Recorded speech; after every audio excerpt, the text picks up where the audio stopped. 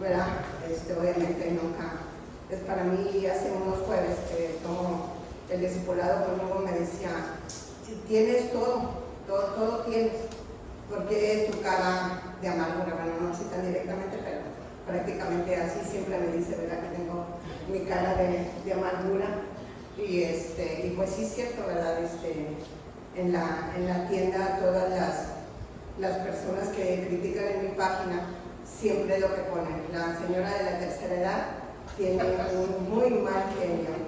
Y yo, guau, ¿verdad? Entonces yo siempre decía que pues eran las malas personas, mis execres, porque mis execres, toda la familia se dedicó a eso, ¿verdad? Y el mes que estuve con mi nuera, yo decía lo mismo, ¿verdad? De todo el mundo, era mi nuera.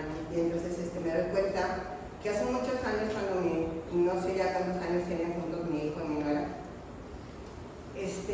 realmente la criticábamos y siempre la critico. Siempre la critico, que se está quejando de todo lo que quiere. Y obviamente, ¿verdad? Pues yo la mamá del niño, ¿verdad? El más hermoso, ¿no? El niño de mis ojos, ¿verdad? El más bueno, el que le ayuda, el que le dice, el que le torna, el que todo, ¿verdad? Como no puedes dar gracias por lo que tienes y siempre estás viendo lo malo, ¿verdad? Si yo veo que mi hijo te ayuda, si yo veo que mi hijo te da, si yo veo que te preocupas, etcétera, ¿no? Y entonces por ahí había un chiste que decía que lo mismo que quería la señora para su hijo, pues no quería para su hija, ¿verdad? Para su hija sí quería un chico que le ayudara, que le hiciera, pero el hijo no quería que le ayudara, ¿no? Entonces yo me quedé pensando por ahí. Y pues bueno, en ese tiempo la juzgábamos mucho, ella se quejaba mucho en Alemania del frío, que no había sol, que no caminaba, que era un problema, y por eso se tienen que venir a Estados Unidos, porque definitivamente ella no puede vivir en Alemania porque no hay sol. Y entonces ahora todos los días, ¿qué creen que es la queja de mi hija, verdad? Que hace frío, que no puede caminar, que no puede estar. Entonces dije, wow. Entonces ahora yo estoy viviendo, ¿verdad? Lo que muchas veces los gastos ahora lo estamos viviendo, ¿verdad? Porque pues digo, pues ahora sí es mi hija, ¿verdad? En ese entonces pues era mi nuera, ¿verdad? Y está, ¿verdad? Y entonces me dijo el Inge que yo tenía todo para ser feliz, que por qué no soy feliz. Y entonces yo le decía a Dios, bueno, pero si yo tengo 23 años pidiéndote algo y se los he contado 1000 veces, ¿verdad? Yo quiero una familia, Dios, ¿por qué no me la das? Si nada más quiero una familia unida, te cuesta tanto trabajo dármela. Y volví a salir, no juzgues, porque así serás. Bueno, pues ahí por ahí estoy leyendo Éxodo y dice que quién es mi faraón, quién me detiene, ¿verdad? Decía el ingeniero que estamos en la orillita, y yo creo que así estoy en la orillita y no quiero salir, ¿verdad? Yo digo que es el faraón el que no me deja salir, pero no es él, ¿verdad? Soy yo la que no sale. Y pues bueno, es un pacto que no juzgues porque es el egoísta, ¿verdad?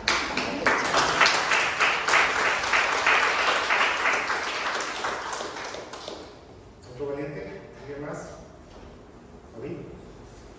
Nadie lo quita tanto.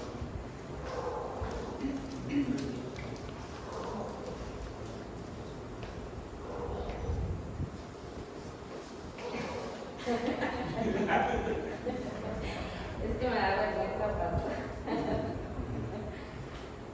Yo quería compartir que hace mucho, cuando estaba chica, creo que estaba en la primaria, yo siempre en las noches, antes de dormir, me ponía muy triste, ¿verdad? Y me ponía a llorar todas las noches.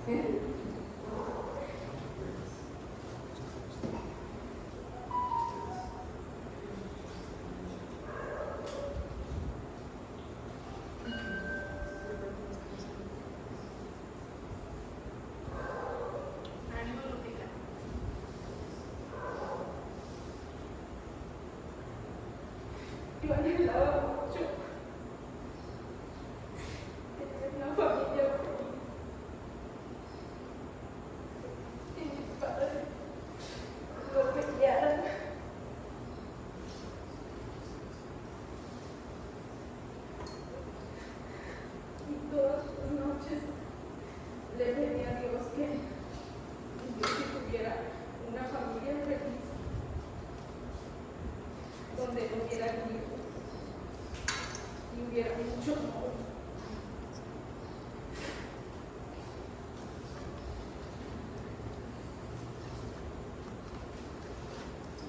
Y yo encontré este versículo de Salmo 120 que dice: a Jehová clamé estando en angustia y él me respondió. Y yo ahora tengo a mi esposo que me ama y tengo una familia feliz, donde a veces sí tenemos nuestros problemas, pero nunca somos como lo eran mis padres, ni peleamos como lo eran ellos. Nuestros pleitos son de horas.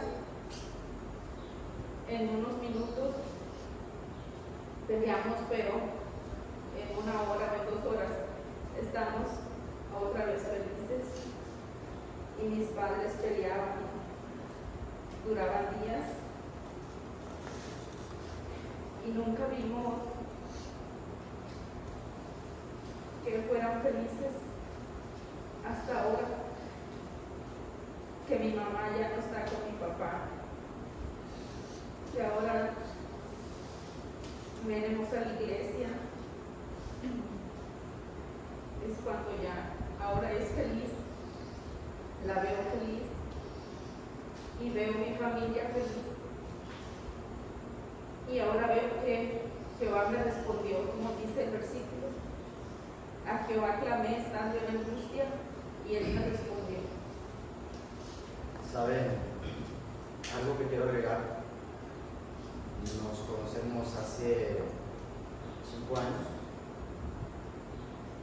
5 años orando para que esto pasara. Gracias a Dios.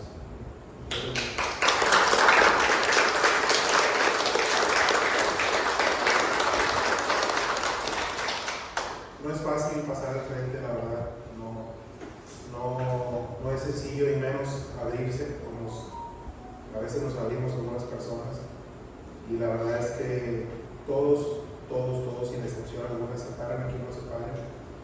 Todos estamos rotos por dentro, todos estamos incompletos. Y no es hasta que viene Cristo a nuestro corazón que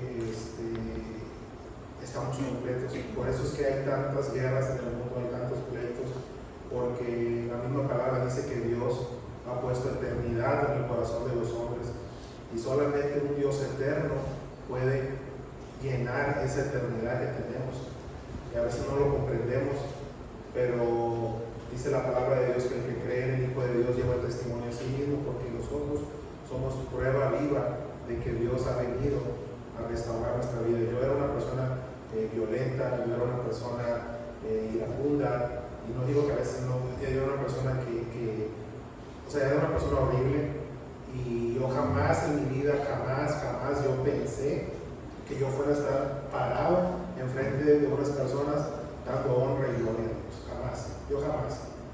Y aquí estoy.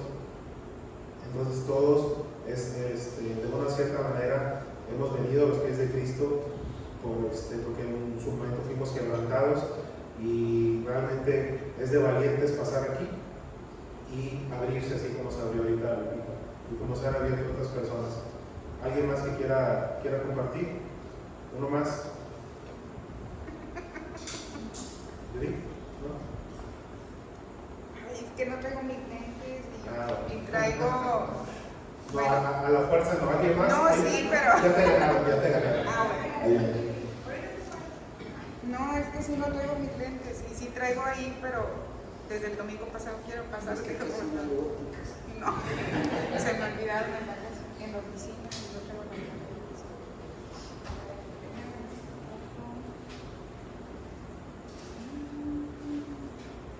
Es Filipenses 4:6. Dice: por nada estéis afanosos, sino sean conocidas vuestras peticiones delante de Dios en toda oración y ruego con acción de gracias.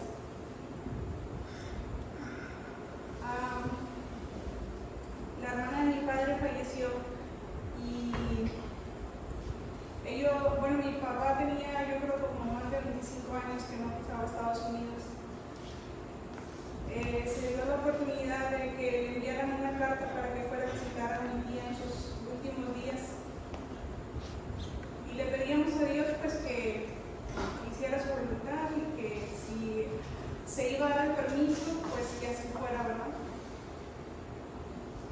Pero yo le decía a Vero que le pides a Dios que le den el permiso y después le hablo a mi padre, oye papá, pero si no te lo dan, o sea, no te preocupes, entonces ¿para qué me pides? A decir Dios, no tiene caso que bueno, ¿no? Entonces, este versículo dice que estemos agradecidos por todo, o sea, Dios le dio la oportunidad de un permiso de 5 días de estar con ella. También vio a mi hermano, que mi hermano tenía 22 años de no verlo. Entonces, pedirle a Dios con todo nuestro corazón y pedirle que su promesa está aquí, Él la va a cumplir, no dudando de nada, porque a veces somos incrédulos, me siento como el Santo Tomás, que está no ver, no creer. Entonces, o como el Gedeón, que le pides una prueba y otra prueba, y Dios está ahí para darnos todo lo que necesitamos. Dice, no pides porque no tienes porque no pides. Entonces, no hay nada más que agradecerle a Dios por este tiempo que le dio mi papá con su hermana y por la oportunidad de ver a mi hermano. Entonces, muy agradecida infinitamente con Dios por toda su misericordia y pues le pido perdón por a veces dudar.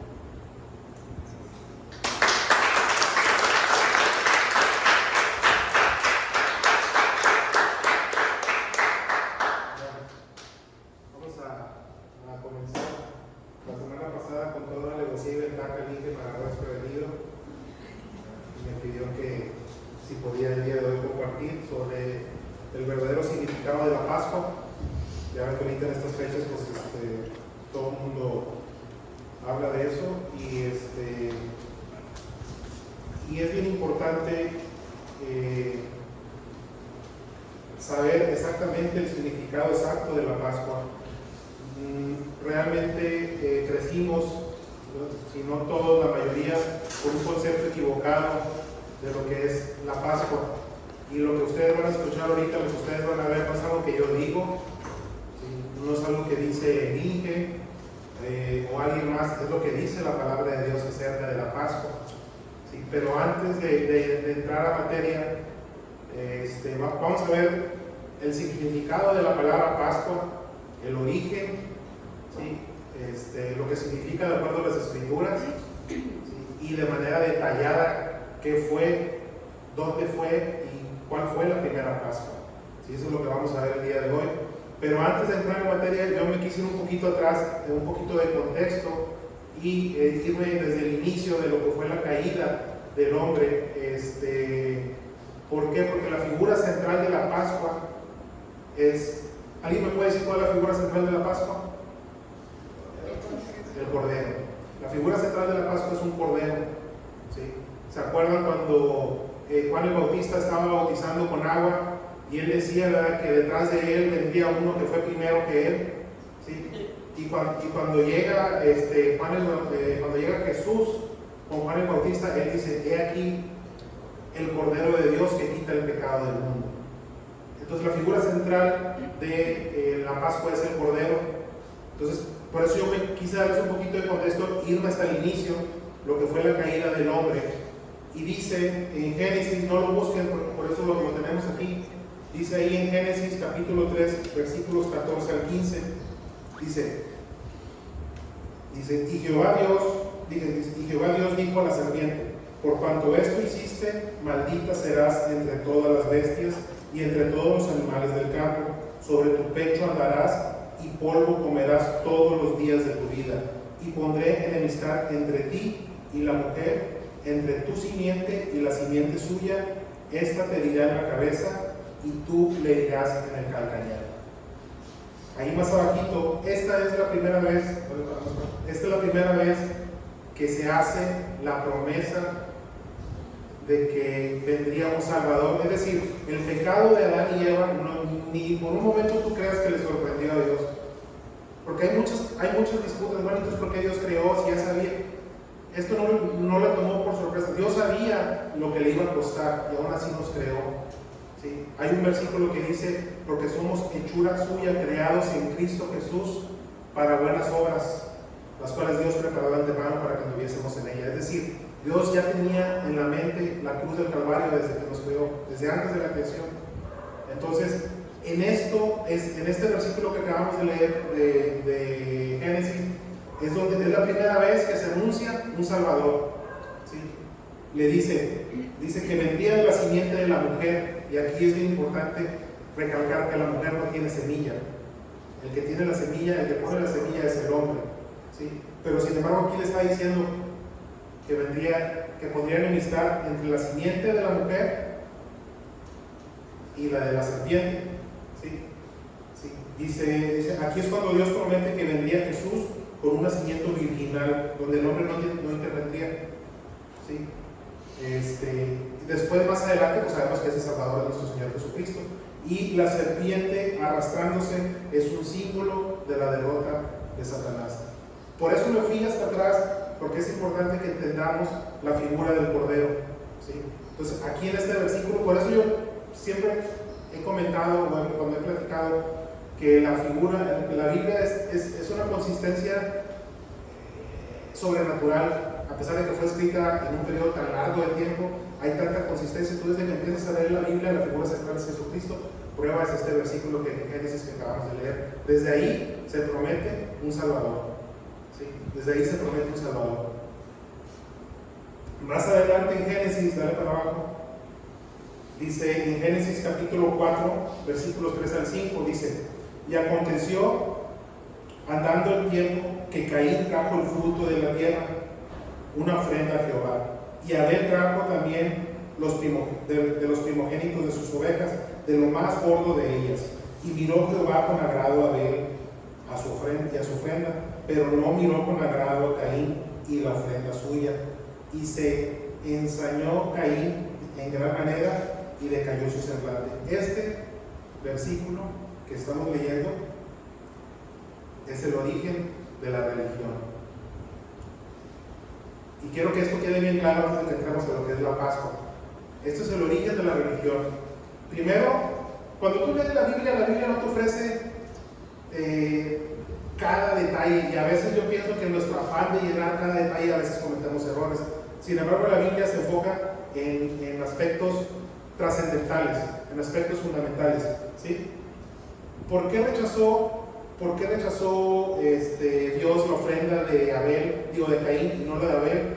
Podemos pensar muchas cosas, pero podemos estar seguros, porque la misma Escritura nos confirma, que la decisión de Dios fue justa, fue imparcial, ¿sí? Y fue adecuada, porque Dios no hace excepción de personas. ¿Sí? Podemos concluir cuando estamos leyendo la palabra de Dios que Dios ya había instruido a Caín y a Abel la manera correcta de ofrendar, directa o indirectamente, a través de sus padres. Dios ya había enseñado la manera correcta de ofrendar. ¿Sí? Y porque si este no fuera el caso, ¿por qué fueron a presentar esas ofrendas? ¿Sí? ¿Estamos de acuerdo? Dios ya les había instruido la manera correcta de ofrendar, ya sea directa o indirectamente. ¿Sí? Abel, fíjense, Abel trajo una ofrenda viva por el pecado, mientras que Caín trajo una ofrenda muerta, y eso muestra que no tenía conciencia él del pecado. ¿Sí? Por eso la Biblia nos lleva a concluir que Dios no aceptó la ofrenda de Caín, porque él no ofreció de acuerdo a las instrucciones. ¿Sí? Caín se mostró dispuesto a ofrecer una adoración modelada a su propia conveniencia. Él llevó lo mejor de su cosecha, de su trabajo, pero ya Dios había enseñado la manera correcta de ofrendar, porque no es por tu esfuerzo. ¿Sí? Las personas del Antiguo Testamento ponían su fe en un futuro Salvador, en un futuro Cordero que quitaría el pecado del mundo. ¿Ok? Y lo mismo sucede hoy en día. Lo mismo sucede hoy en día, porque hoy en día ignoramos las instrucciones que Dios nos dejó acerca de la salvación. Por eso es que yo quise mostrar este versículo del Génesis como el inicio de la religión. ¿Por qué? Porque nos llenamos de ritos, nos llenamos de tradiciones, ¿sí? Nos llenamos de obras queriéndonos justificar, como queriéndonos hacer merecedores de la salvación, cuando no somos merecedores de nada. La obra de salvación la hizo Jesús, y no depende de lo que tú hagas o no hagas. ¿sí? Por eso Jesús les decía en Mateo, dice, invalidando la palabra, les decía a los fariseos, ¿se acuerdan? Invalidando la palabra con vuestras tradiciones, las cuales habéis transmitido. ¿Sí? Y tristemente, hoy en día hay muchos adoradores modernos que están dispuestos a seguir el ejemplo de Caín, ¿sí? que se involucran en una adoración religiosa que satisfaga sus deseos personales, como una palmadita para sentirse bien de que están haciendo bien, pero realmente Dios nos dejó instrucciones precisas en su palabra, ¿sí? Y esas personas que siguen los pasos de Caín se sienten como justificados por lo que hacen, ¿ok? Pero Jesús lo dejó bien claro en la palabra que él cuando dijo, los verdaderos adoradores adorarán al Padre en espíritu y en verdad, ¿sí?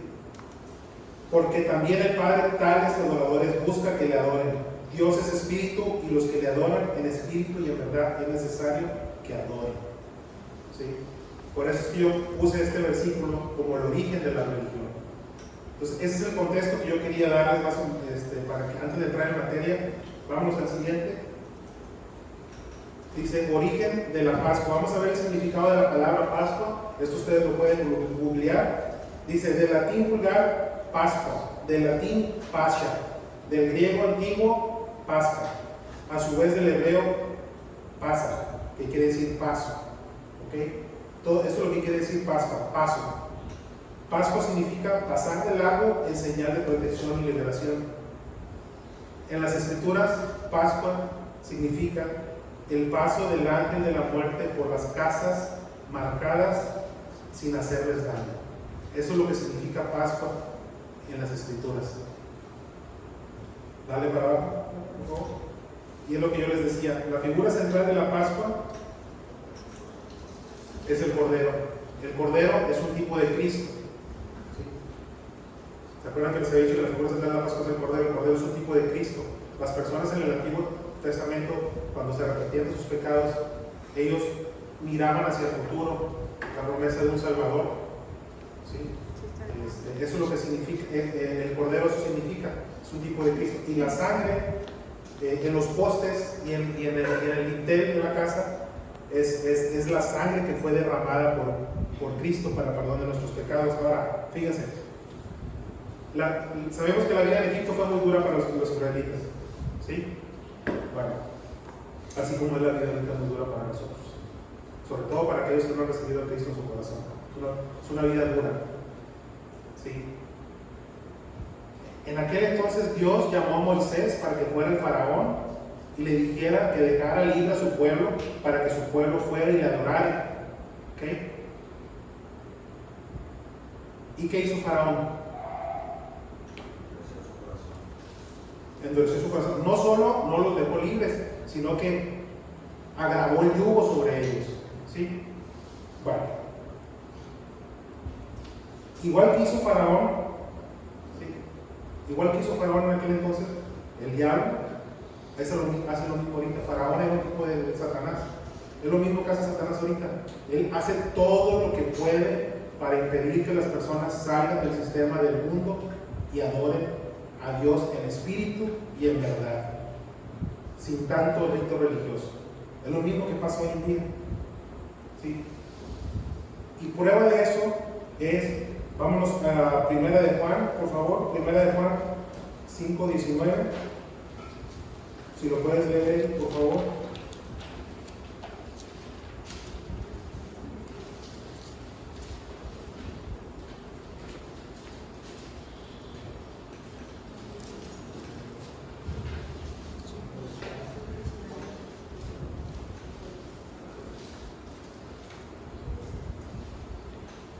Sí.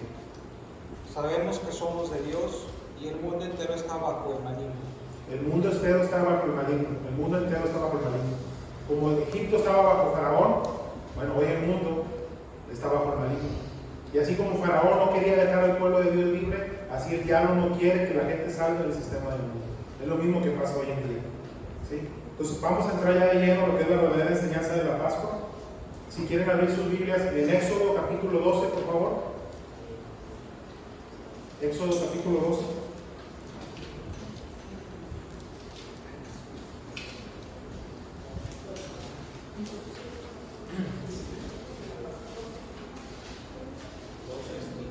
Sí, Éxodo capítulo 12. ¿Ok? Y vamos a empezar a leer, por eso aquí lo tienen en la pantalla.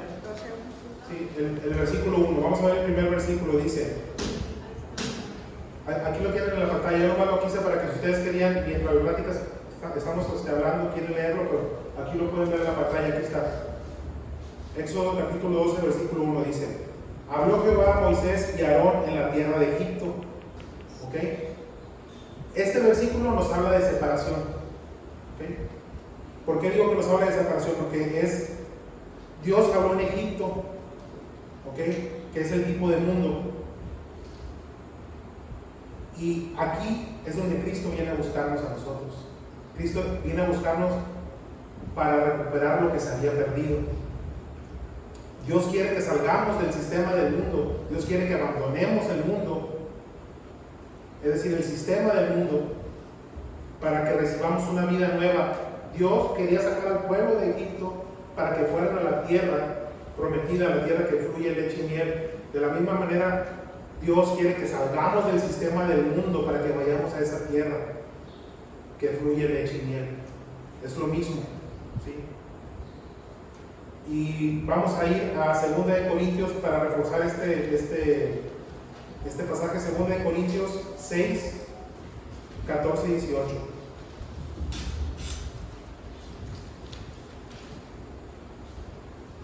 2 de Corintios 6, 14 y 18 dice: no os unáis en yugo desigual con los incrédulos, porque qué compañerismo tiene la justicia con la injusticia, y qué comunión la luz con las tinieblas, y qué concordia Cristo con Belial, o qué parte del creyente con el incrédulo, y qué acuerdo hay entre el templo de Dios y los ídolos. Porque vosotros sois el templo de Dios viviente. Como Dios dijo: habitaré y andaré entre ellos, y seré su Dios, y ellos serán mi pueblo. Por lo cual, salid en medio de ellos y apartaos, dice el Señor. Y no toquéis lo inmundo, y yo os recibiré, y seré para vosotros por Padre, y vosotros me seréis hijos e hijas, dice el Señor Todopoderoso. Aquí el apóstol Pablo nos está diciendo que no hay una comunión entre lo santo y lo impío. Por eso es que nos invita Dios a que salgamos del mundo, a que no seamos como el resto del mundo, ¿sí? Y esto es lo que en pocas palabras este versículo nos está diciendo. Entonces el versículo 12 de Éxodo, del capítulo 12, versículo 1, habla de eso, de separación. ¿Sí está quedando más o menos claro? Bueno, versículo 2, dale el siguiente. El versículo 2 ahí mismo en Éxodo 12, ¿ok? Dice: este os será principio de los meses, para vosotros será el primero de los meses del año. Este versículo nos está hablando de un comienzo, ¿sí? Este versículo nos está hablando de un comienzo. Para los judíos, Dios les estaba dando la instrucción que ese iba a ser el comienzo de todo. Ese iba a ser el primer mes del año, ¿okay? La cuenta pasada ya había quedado atrás, y es lo mismo que se nos dice hoy en 2 Corintios 5, 17, cuando dice: de modo que si alguno está en Cristo, nueva criatura es, las cosas viejas pasaron, he aquí todas son hechas nuevas. Eso es lo que quiere decir este versículo en Éxodo. Es el comienzo de una nueva vida. ¿De acuerdo? Versículo 3 dice: hablad a toda la congregación de Israel diciendo: en el 10 de este mes tómese cada uno un cordero según las familias de los padres, un cordero por familia. Este versículo nos está hablando de obediencia, ¿sí? Eso es lo que quiere decir este versículo, nos está hablando de obediencia, ¿sí? Si Si las personas en Egipto no hubieran obedecido, ellos hubieran perecido cuando el ángel de la muerte pasa. Y es lo mismo ahorita. Dios nos pide obediencia a su palabra. Sin obediencia, en ese entonces, como les digo, pues los judíos iban a morir.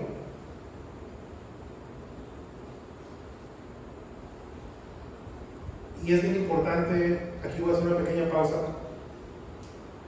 Sin el nuevo nacimiento, nosotros no hay manera de que comprendamos la escritura. No hay manera. Tú te puedes poner a leer, las personas inconversas se pueden poner a leer la Biblia y no la van a entender. ¿Sí? Porque les va a parecer cosa de locos. La misma palabra nos lo dice. ¿Okay? Entonces, un cordero por familia significa que el cordero de Dios que quita el pecado del mundo. ¿Sí? Cristo es el redentor de toda familia. Eso es lo que significa este versículo. ¿Ok? Vámonos al siguiente, el versículo 4. Ok, dice: mas si la familia fuera tan pequeña que no baste para comer el cordero, entonces él y su vecino inmediato en su casa tomarán uno según el número de las personas, conforme al comer de cada hombre. Haréis la cuenta sobre el cordero. Bueno, este versículo habla de compartir. Es lo que quiere decir este versículo, habla de compartir. Nosotros no seríamos algo si alguien no hubiera compartido con nosotros el cordero, si alguien no hubiera compartido con nosotros la palabra de Dios.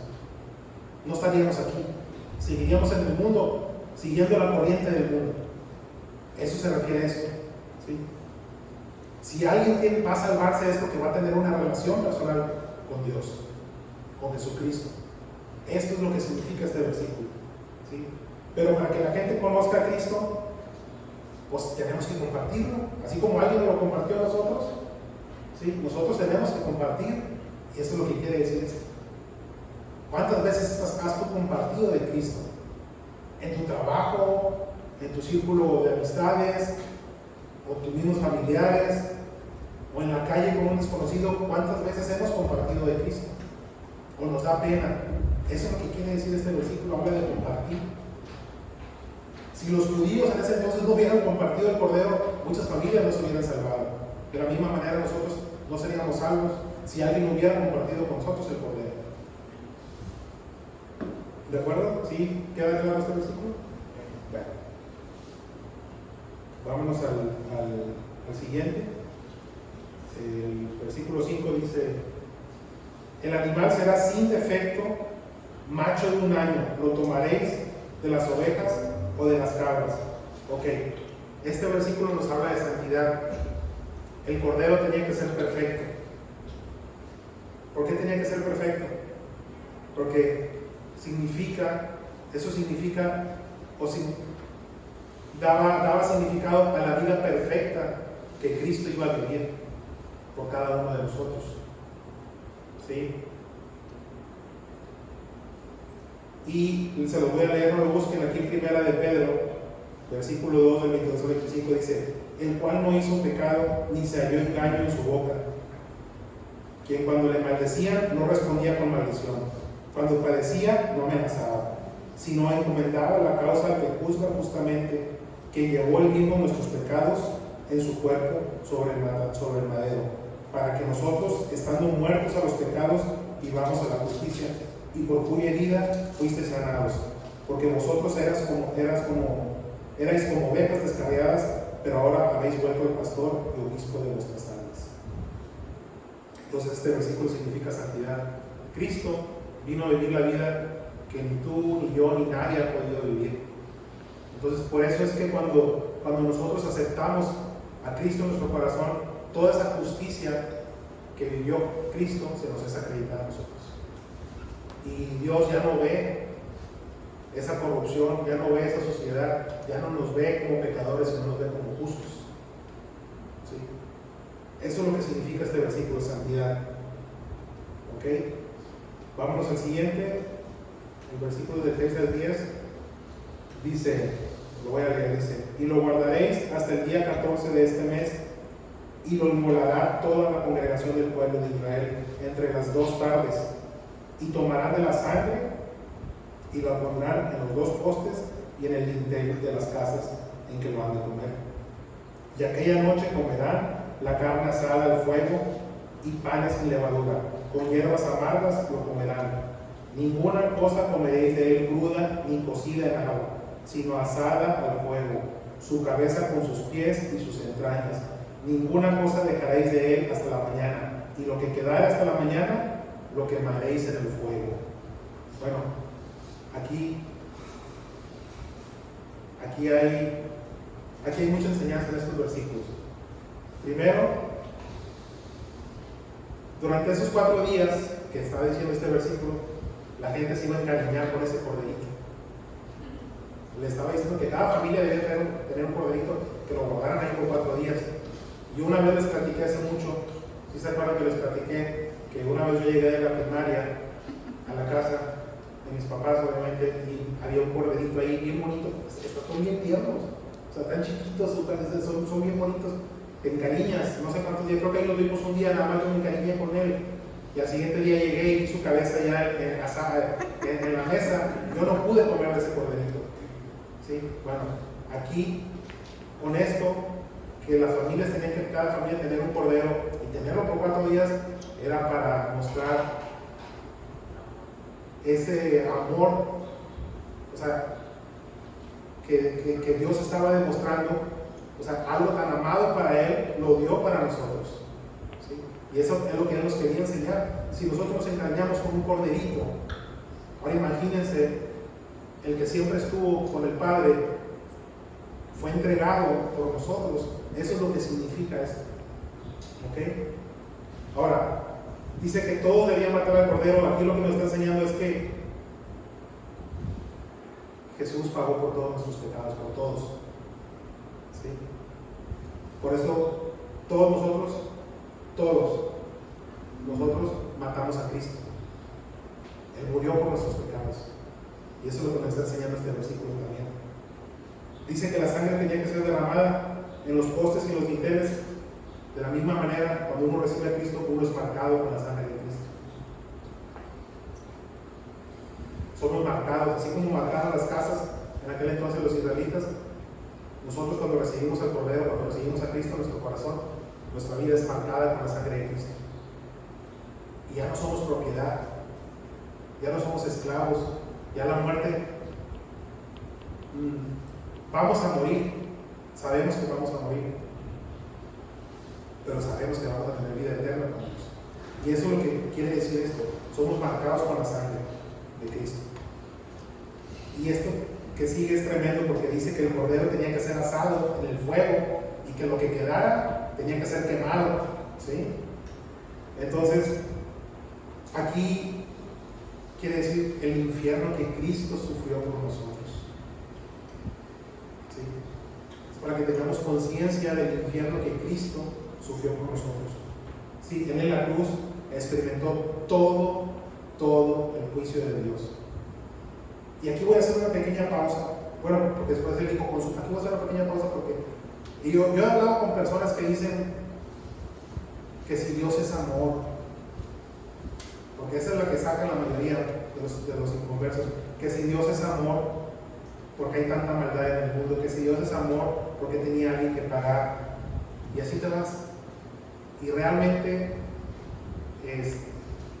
Dios es un Dios de amor, es cierto, pero es un Dios justo.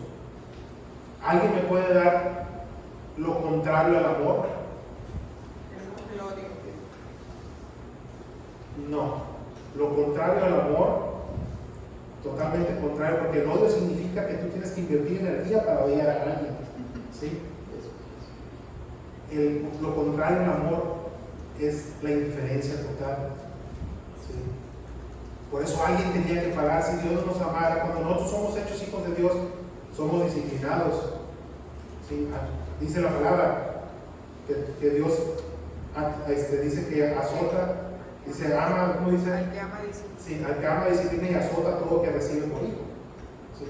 Y es lo mismo que nuestros padres hacen con nosotros y nosotros con nuestros hijos. Si nosotros no amamos a nuestros hijos, no los disciplinaríamos. ¿Sí? Entonces, por eso es que Él tuvo que pagar, alguien tenía que pagar esa justicia, sin derramamiento, ese pecado, sin derramamiento de sangre. no hay remisión de pecados. Si Cristo vino a pagar tus pecados y los míos. ¿Ok? Entonces, eso es lo que quiere decir este versículo. Trae muchas enseñanzas a este versículo. Vámonos al siguiente. Dice,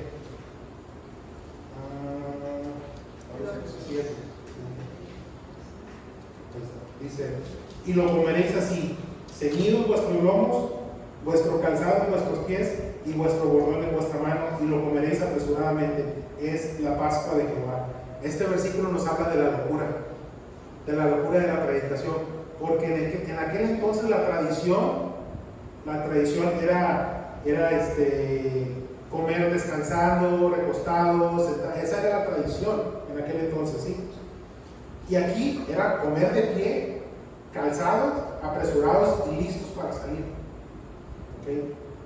¿Por qué representa esto la locura? Porque para la mente humana la salvación tiene que ser, no, es que yo tengo que hacer esto y tengo que hacer aquello y tengo que hacer lo otro para ganarme la salvación. Entonces cuando tú vas y le predicas a alguien que solamente por la fe en Cristo es algo, no lo pueden creer y creen que estamos mal. Pero la misma palabra dice, el hombre natural no percibe las cosas que son del Espíritu de Dios, porque para él son locura y no las puede entender, porque se han de discernir espiritualmente. Entonces, este versículo nos habla de la locura de la predicación. ¿Sí? Es lo que quiere decir este versículo. El que sigue, por favor, ¿no? Dice, pues yo pasaré aquella noche por la tierra de Egipto y heriré a todo primogénito en la tierra de Egipto, así como de los hombres como de las bestias, y ejecutaré mis juicios en todos los dioses de Egipto, yo Jehová. Bueno, aquí obviamente está hablando de juicio. Este versículo está hablando de juicio. Dios iba a juzgar a Egipto, a Faraón y a toda su religión. ¿Ok? Y así como pasó en aquel entonces, va a pasar. ¿Sí? Dios va a juzgar al mundo que representa Egipto. Dios ya juzgó a la serpiente, que es Faraón, que es Satanás. Y todos aquellos que no hayan aceptado a Cristo en sus corazones como su único Salvador, como su único, también van a ser juzgados. Todos vamos a ser juzgados. La única diferencia es quién sí tenga a Cristo en su corazón y quién no. ¿Ok? Y dice 2 de Tesalonicenses, capítulo 1, versículos del 3 al 9, dice, porque es justo delante de Dios pagar con tribulación a los que os atribulan, y a vosotros que sois atribulados, daros reposo por nosotros, cuando se manifieste el Señor Jesús desde el cielo, con los ángeles de su poder en llama de fuego, para dar retribución a los que no conocieron a Dios ni obedecen al Evangelio de nuestro Señor Jesucristo, los cuales sufrirán pena de eterna perdición, excluidos de la presencia del Señor y de la gloria de su poder. Es algo tremendo esto. Esto es algo tremendo, y de eso nos habla este versículo de juicio. ¿Okay? Voy rápido, se me hace que voy rápido, pero bueno. El que sigue. Ok. Dice, y este día os será en memoria y lo celebraréis como fiesta solemne para Jehová durante vuestras generaciones. Por estatuto perpetuo lo celebraréis. Bueno, este versículo nos habla de celebración. ¿Okay? Israel nunca olvidaría ese día. Ellos jamás olvidarían ese día. Y lo recordarían comiendo carne de cordero y panes sin levadura. Así es como, incluso así lo siguen festejando ahorita. ¿Ok? Bueno, Cristo es nuestra Pascua. Cristo es nuestra Pascua. ¿Sí? Y cuando lo recibimos en nuestro corazón, comemos carne de cordero. ¿Se acuerdan cuando Él dijo a sus discípulos, hacer esto en memoria de mí? ¿Hacer qué? ¿Se acuerdan? Partir el pan y tomar el vino. Y en su palabra dice, yo soy el pan de vida, el que a mí viene jamás tendrá hambre, y el que en mí cree no tendrá sed jamás. Esa es la Pascua. Cristo es nuestra Pascua. ¿Sí? Y la levadura de la Biblia es un tipo de de religiosidad, de pecado de religiosidad, ¿sí me explico? De que, y ahora, como nuestra Pascua es Cristo, nosotros tenemos que quitar toda esa religiosidad a lo que fuimos educados. A eso se refiere este versículo de la Biblia. ¿Ok? El siguiente. Dice, y Moisés dijo al pueblo, no temáis, estad firmes y ved la salvación de Jehová, que Jehová hará hoy con vosotros. Porque los egipcios que hoy habéis visto, nunca más para siempre los veréis. Jehová peleará por vosotros y vosotros estaréis tranquilos. Bueno, estos versículos hablan de victoria. Eso es lo que quiere decir. Faraón, cuando ya finalmente los dejó, ¿se acuerdan? Él no aceptó la idea. Él no aceptó la idea de dejarlo así. ¿Y qué hizo? Fue tras ellos. ¿Ok?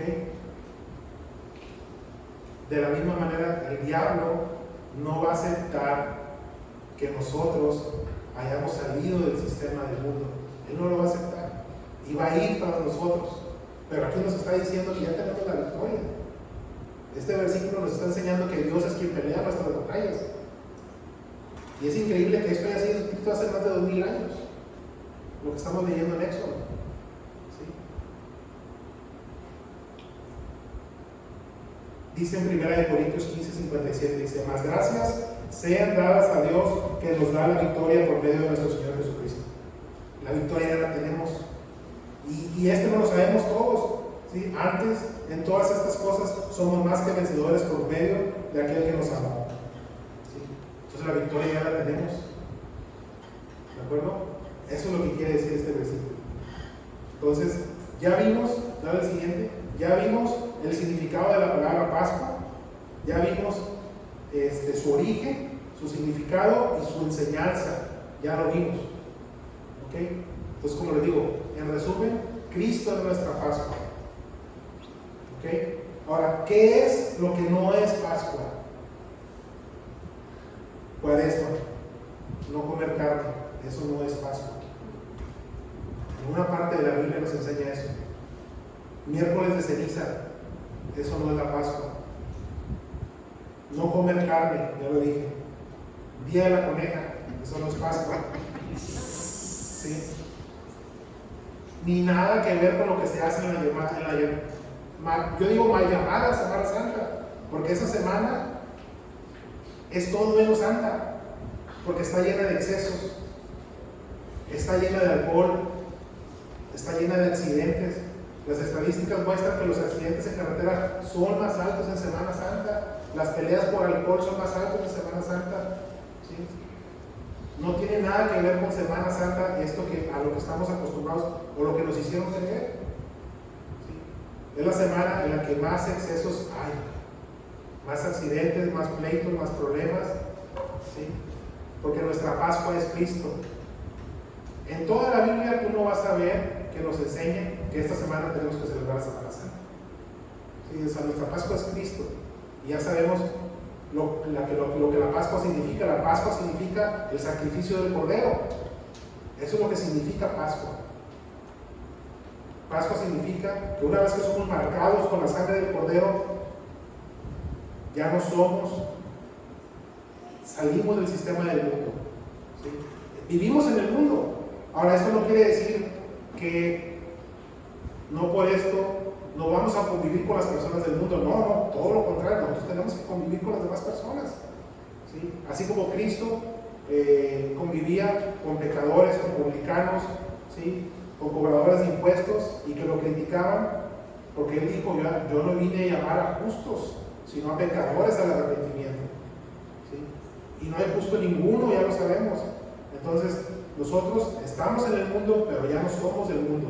Nosotros somos extranjeros, porque nuestra ciudadanía está en el cielo. Nosotros somos extranjeros y somos peregrinos. ¿Ok? Métanse eso en la cabeza. Nosotros somos extranjeros y somos peregrinos. Y no nos podemos quedar quietos. No nos podemos quedar quietos. No podemos adorar. Jesús fue itinerante, Jesús nunca estuvo quieto. Él se la pasó predicando y predicando y predicando. No podemos nosotros tener a un Dios itinerante y estar nosotros quietos sin hacer nada cómodos. Nosotros tenemos que compartir el Evangelio. ¿Sí? Nuestra Pascua es Cristo, que ya ha sido sacrificado. ¿Sí quedó claro más o menos? Sí. Eso es lo que significa Pascua. Y no caigan ustedes en discusiones con otras personas sobre lo que es Pascua, porque la verdad es que la discusión nunca va a llevar a nada. ¿Sí? La manera más amorosa de defender el Evangelio es a través de la Escritura y no caer en provocaciones. ¿Okay?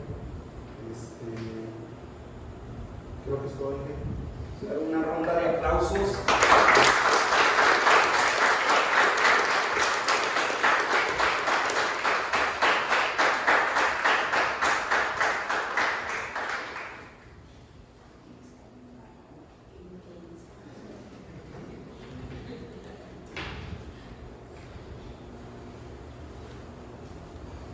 Entonces nosotros tenemos que hacer evidente lo que explicó Gabriela a través de nuestras vidas y de nuestros hogares.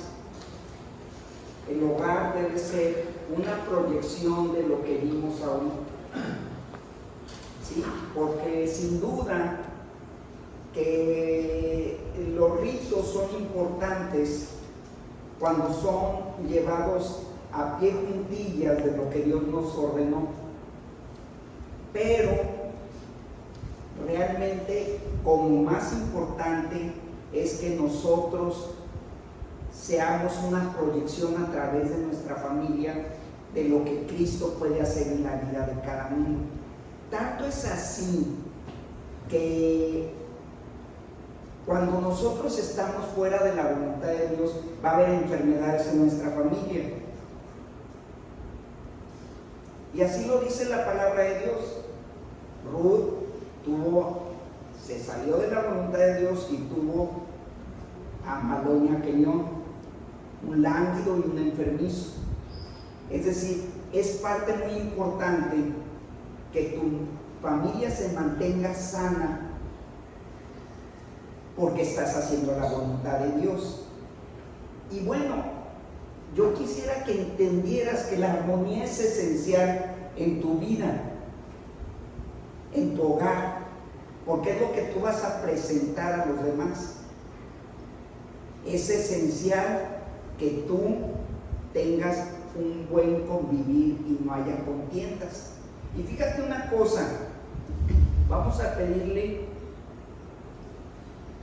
a Gabriel para cambiarle, ¿verdad? Vamos a pedir a Gabriel que nos lea Lucas 1:17.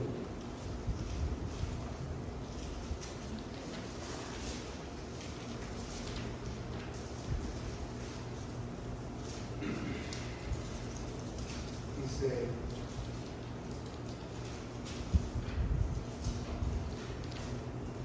que irá delante de él con espíritu y el poder de Elías para hacer volver los corazones de los padres a los hijos y de los rebeldes a la prudencia de los justos, para preparar al Señor un pueblo bien dispuesto. Entonces fíjate lo importante. Dios manda un embajador antes de que llegara Cristo, que es Juan el Bautista, y dice: esto es lo que va a hacer este cuate. Dice: para volver los corazones de los padres hacia los hijos, porque muchos de nosotros tenemos conflictos con nuestros hijos, y para Dios es muy importante que esos conflictos desaparezcan, si no, para nada fue el sacrificio de Cristo. Tienes que entender esto, que debe de haber armonía. Cuando hay un paralítico y entonces Cristo está ahí con toda la gente y están en pleito porque Cristo les dice al paralítico: tus pecados te son perdonados. Entonces la gente se enoja y le dicen ellos: ¿quién es este que perdona pecados? Y entonces les dice: ¿qué es más fácil decir? tus pecados te son perdonados, o levántate y anda. Y entonces levantó y empezó a caminar, tomó sus cosas, pero tuvo que perdonar el pecado Cristo, porque la culpabilidad que sentimos es lo que nos tiene enfermos en nuestro hogar. Nosotros debemos de liberarnos de eso, porque Cristo ya pagó por nuestros pecados. Nuestra casa debe ser armonía, debe ser al unísono de un buen sentir de los creyentes en ese hogar. Y la angustia de la culpabilidad que tú tienes es porque no has aceptado el perdón que Cristo te ha ofrecido a través del sacrificio, como lo explicó ahorita Gabriel. Ya nosotros somos libres, entonces podemos levantarnos y caminar. Pero si traemos cargada la culpabilidad, entonces tú vas a vivir enfermo en tu familia, enfermo en tu hogar, enfermo en lo que estás proyectando, y no vas a estar cimentado en la roca como Cristo te lo manda.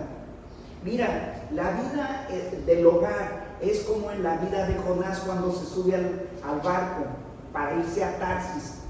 Cuando alguien de la familia está huyendo de la voluntad de Dios, que Dios le está pidiendo ciertas cosas y no las entrega, y prefiere irse al lugar más lejano, entonces vienen las tormentas al hogar, las situaciones difíciles, y lo tienen que echar fuera del barco, porque Dios no le dejó otra alternativa.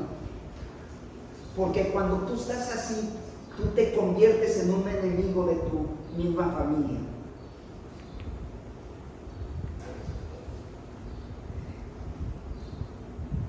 Dice, por lo cual hay muchos enfermos y debilitados entre vosotros,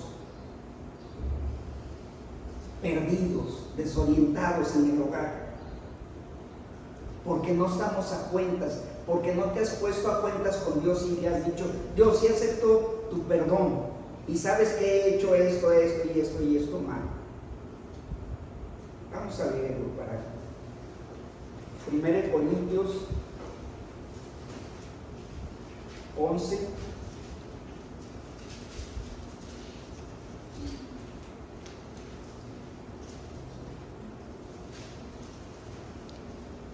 Del 29 al 32. Vamos a pedirle a Eric que nos lo lea. 29 al 32. ¿Listos? Dice, porque el que come y bebe indignamente sin discernir el cuerpo del Señor, juicio come y bebe para sí. Por lo cual hay muchos enfermos y debilitados entre vosotros. Hasta ahí, Ericas. Es decir, cuando nosotros hacemos las cosas indignamente, entonces va a haber enfermedad en tu hogar. La gente, cuando te conoce, lo primero que va a tratar de indagar es cómo viven.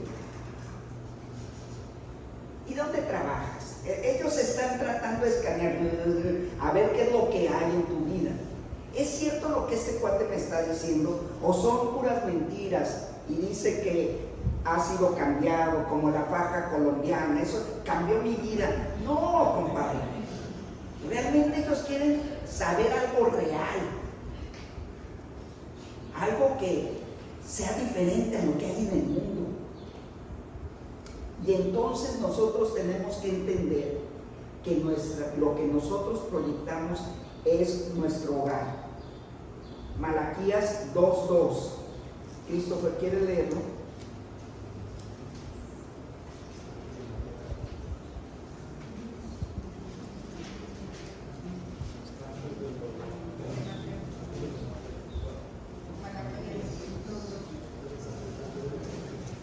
Casi al final del Antiguo Testamento.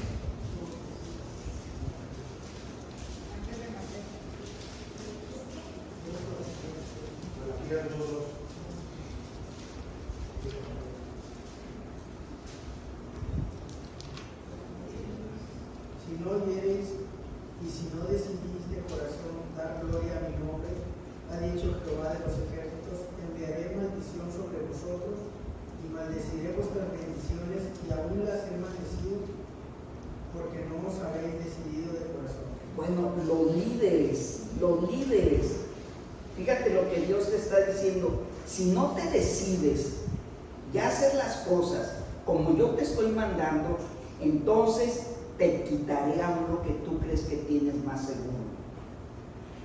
Dios te está exhortando a que seas un líder entregado a Dios y seas entregado de todo tu corazón. Y entonces Pedro le dice a Cristo, le dice: oye, hemos dejado todo por seguirte, porque muchos dudamos que Dios nos pueda dar todas las cosas una vez que lo seguimos. Y decimos: ¿cómo está este versículo que dice que nosotros buscad primeramente el reino de Dios y su justicia y todas las cosas os serán añadidas? ¿Cómo está esto? Mejor me dedico al trabajo, mejor me dedico a esto, me dedico a lo otro, con los cuates. Y Dios te dice: tienes que entregarte todo corazón. Es que mi familia necesita diversión, vacaciones, necesita esto, necesita lo otro. Pero Dios te dice: ¿sabes qué? Solo me necesitas a mí. Y entonces Pedro lo increpa a Cristo y le dice: ¿sabes qué? Nosotros lo hemos dejado todo. ¿Y qué le dice Cristo? Vamos a leerlo en Marcos 10:30.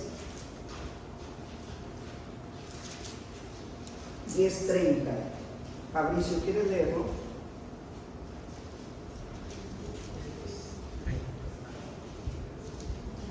Si quieres desde el 29 al 31, ¿sí? Okay. Espérame tantito.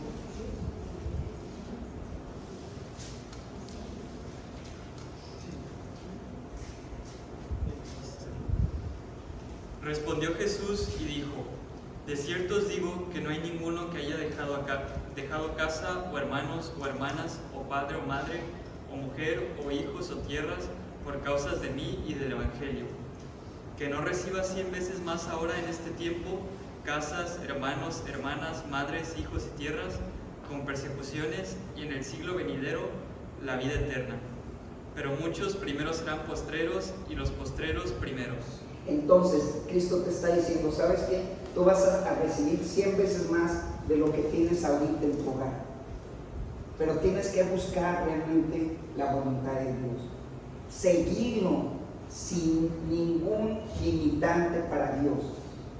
Tienes que seguirlo y embriagarte de la palabra de Dios, llenarte de la palabra de Dios, gozarte en la palabra de Dios, con la amistad de Cristo. Ese es el evangelio que Dios nos está enseñando. Pero seguimos teniendo conflictos: el padre contra el hijo contra el padre, la esposa contra el esposo, la suegra contra la nuera, etc. Le dicen a Billy Graham, le dice: ¿usted ha pensado en el divorcio? Y dijo él: en el divorcio no, pero en el homicidio sí. Imagínate cómo estamos tan mal en nuestros hogares, cuando debiera de haber una armonía absoluta. Claro que él lo dijo en broma, pero habla mucho de cómo están nuestras vidas.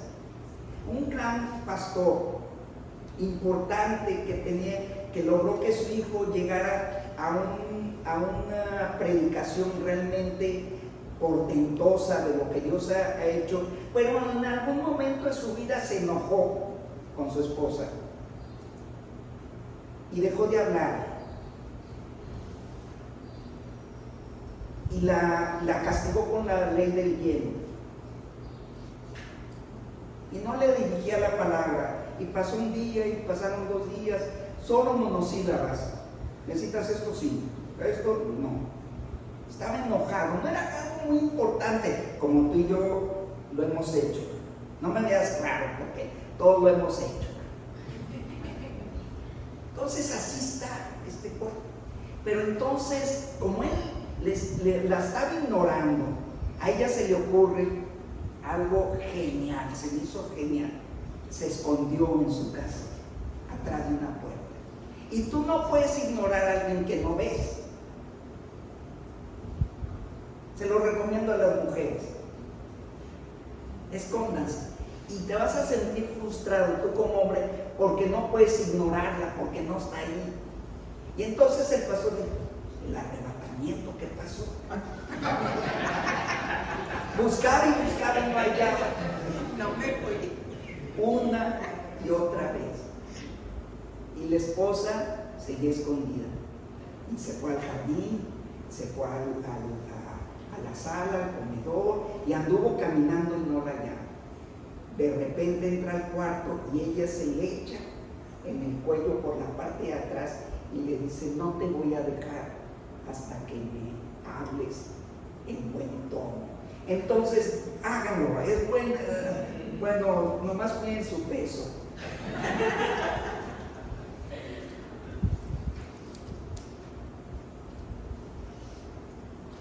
Entonces, en Mateo 12:25, Samuel quiere leerlo.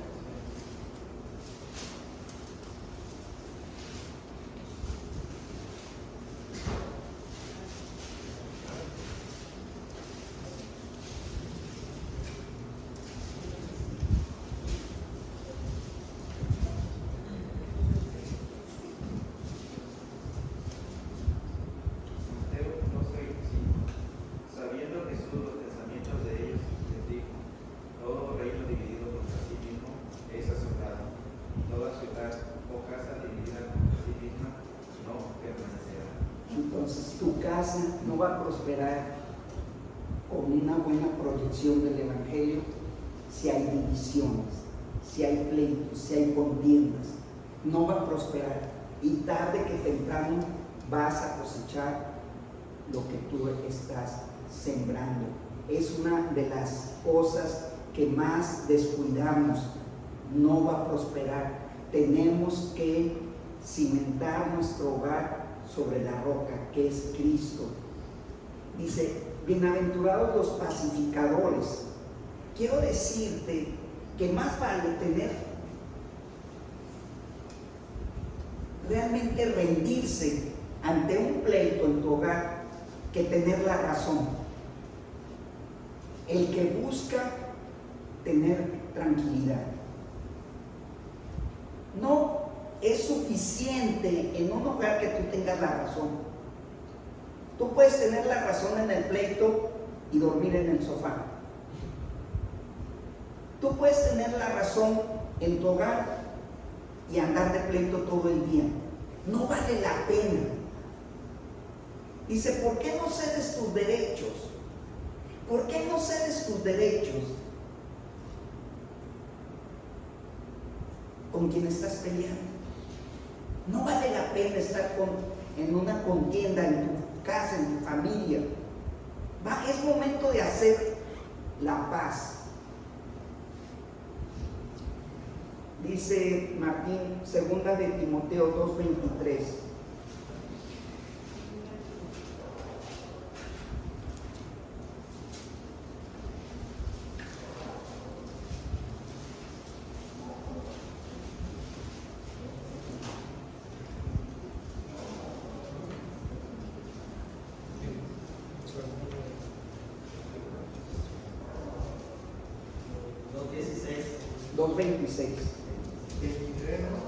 Ah, sí, 2:23.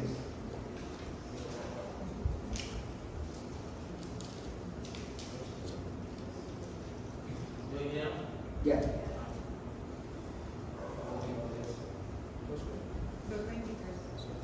Pero desecha las cuestiones necias e insensatas, sabiendo que engendran contiendas. Porque luego nos peleamos, dicen insensatas, sin sentimiento. Te enojas porque no trae la persona la vestimenta adecuada, no no se puso el saco que tú le habías dicho, no se viste como tú le indicaste, por una cosa u otra intrascendentes. Y te puedes pelear porque tú le estás diciendo, dice tu esposo, sabes que íbamos dando vuelta y estaba la casa rosa del vecino. Y no hay rosa. Sí, la casa rosa, y no hay rosa, acuérdate bien. Y están delante de 4 gentes y te vale gorro pelearte por si era roja o si era amarilla. Porque esas contiendas son insensatas.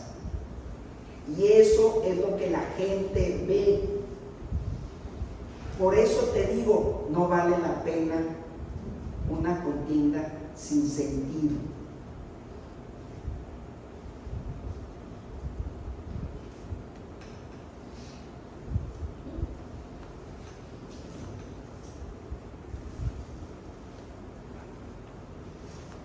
Segunda de Corintios 13:11. Lili, ¿quieres leerlo? Sí.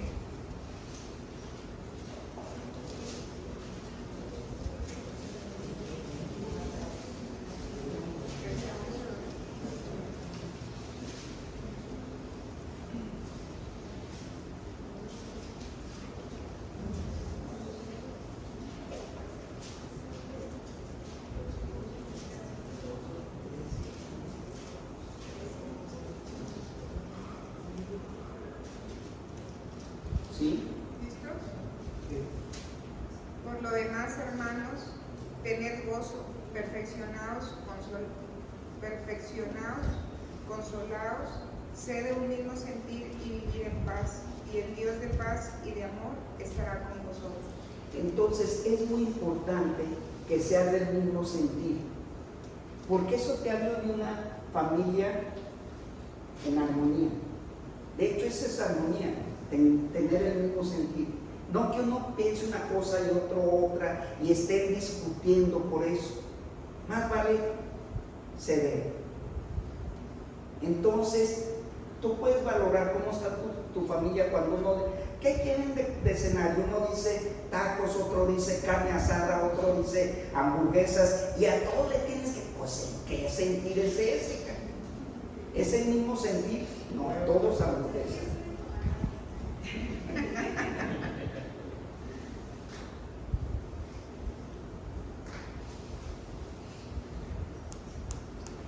En general, lo que yo veo en las familias, las cosas que provocan contiendas, altivos, cuando tú eres altivo, cuando eres iracundo o furioso, cuando hay vanagloria en tu vida, cuando eres soberbio, cuando eres chismoso, todo eso trae contiendas a la familia. Cuando eres perverso, cuando eres necio, cuando eres insensible, cuando eres burlón o escarnecedor, cuando finges el amor. Llega la tía y otra vez llegó la tía esta y te molesta. No finjas el amor. No escojas las primeras sillas. Sé humilde. No ames el dinero desmedidamente, porque el dinero no da la felicidad. No hagas acepción de personas. No seas vengativo. En cuanto dependa de vosotros, estar en paz con todos. En cambio, sé honesto, sé generoso, son las cosas que Dios te exhorta. Ser agradecido con los demás, sacrificado, estar siempre gozosos, estar alegres.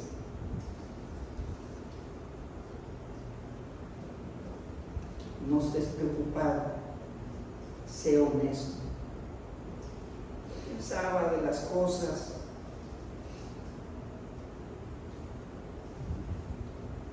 Cuando tienes que ser agradecido, cuando tienes que ser honesto con aquellos que ya se van.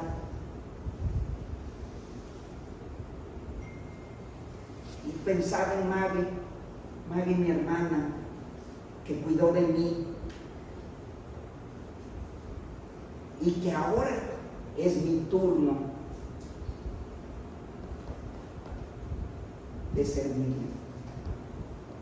Porque en algún tiempo me toleró. Ahora es mi tiempo de disimular. Eso es lo que la gente ve. Disimular cuando ella se mancha, se le cae la comida, cuando tienes que llevarle la cuchara a su boca y balbucea, y ser tolerante con eso.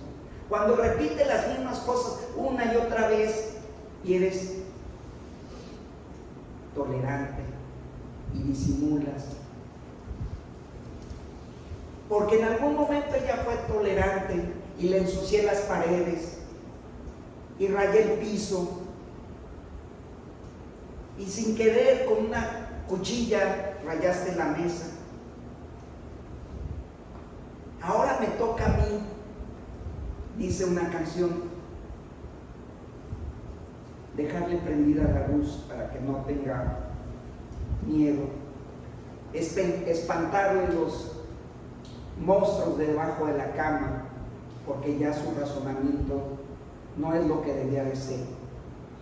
Eso es lo que la gente ve cuando tienes que asearla, cargarla y abrazarla y que no te dé asco de lo manchado que está.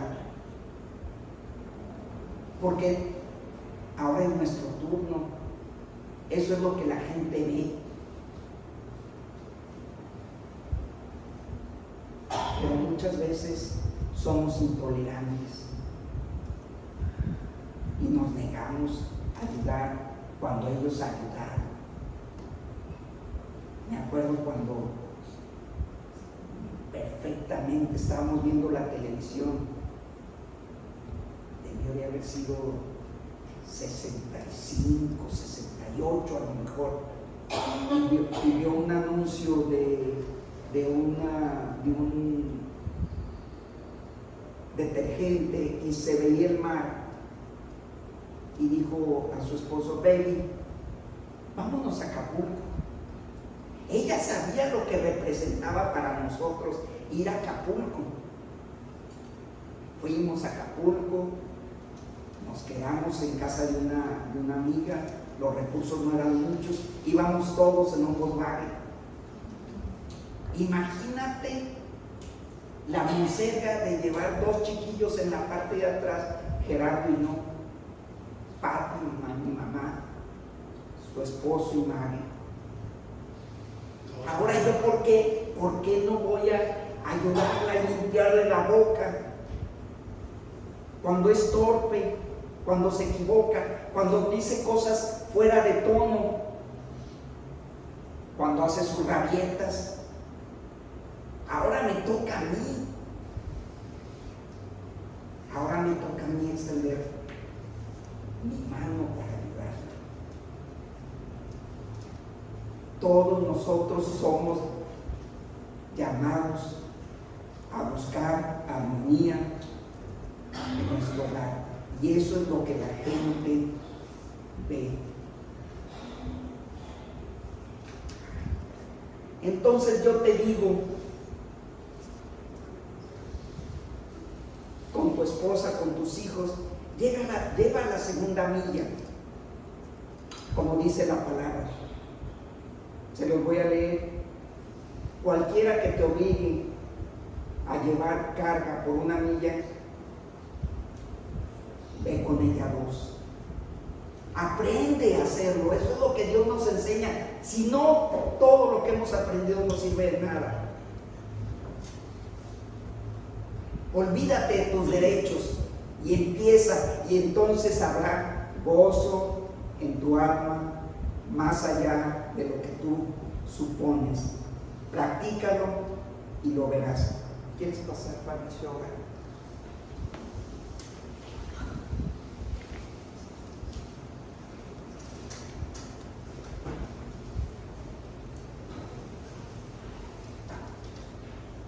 Señor, te damos gracias por este día, por la oportunidad de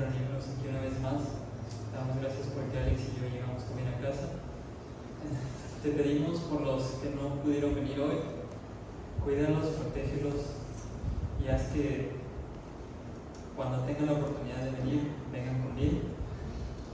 Te pedimos por los familiares de todos los miembros de la iglesia, Señor. Cada uno tiene sus problemas, tiene sus peticiones, sus necesidades. Cúmplelas. Te pedimos que ablandes nuestro corazón, que nos des sabiduría para aplicar la palabra, Señor, lo aprendido hoy. Te pedimos que nos acompañes a todos durante este día, durante esta semana y durante todo el año, Señor. Danos paciencia, danos tolerancia, danos amor para con las otras personas, Señor, porque a veces no la tenemos, es lo que necesitamos. Te pedimos todo esto en nombre de Jesús. Amén.